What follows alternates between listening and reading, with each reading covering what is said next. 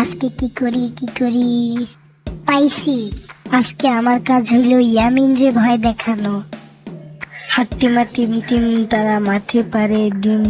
এই সাম্বা, তুমি আমার এখানে কি করো? হ্যাঁ, আমি তো তোমার জন্য বসে আছি, ভূতের গল্প শোনাবো। কিন্তু ভূত যদি আবার বাসায় চলে আসে? ঘোড়ার ডিম একটা, তুমি এত ভয় পাও কেন? এগুলো কিছুই না, বুঝছো?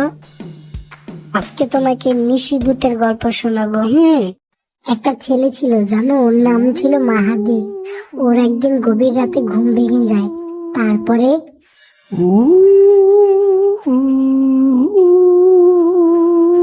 ওই নিশি ভূতটা ওই ছেলেটার পেছন দিকে যায়। এরপরে এই মাহাদি, ছেলেটা অজ্ঞান হয়ে যায়।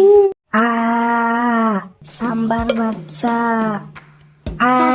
আম্মু তুমি এদিকে আসো তো, দেখো এই সাম্বা কি শুরু করছে, আমাকে ভূতের ভয় দেখায়। কি রে শ্রাবণী, তুই ওরে ভূতের ভয় দেখাস কি লেগে? যা ঘুমা, কালকে সকাল সকাল উঠতে হবে, গ্রামে যাব খালার বাসায়। এবার ঈদ আমরা গ্রামে করব। ইয়ামিন, তুমি তাড়াতাড়ি ঘুমাই পড়ো। ইপ্পি, কালকে নানু বাড়ি যাব।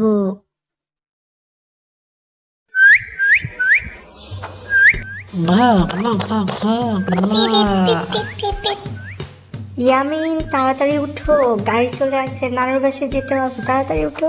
আম্মু আম্মু, আমি উঠতেছি, 5 মিনিটে আমি রেডি, দাঁড়াও। ইপ্পি, নানু বাড়ি যাবো ঈদ করতে, কি মজা।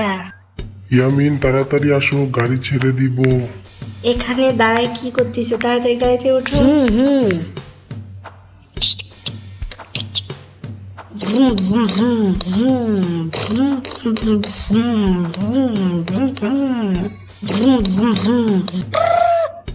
ইয়ামিনের বাচ্চা, আমাকে রেখে চলে গেছো, দাঁড়া আমি আসতেছি।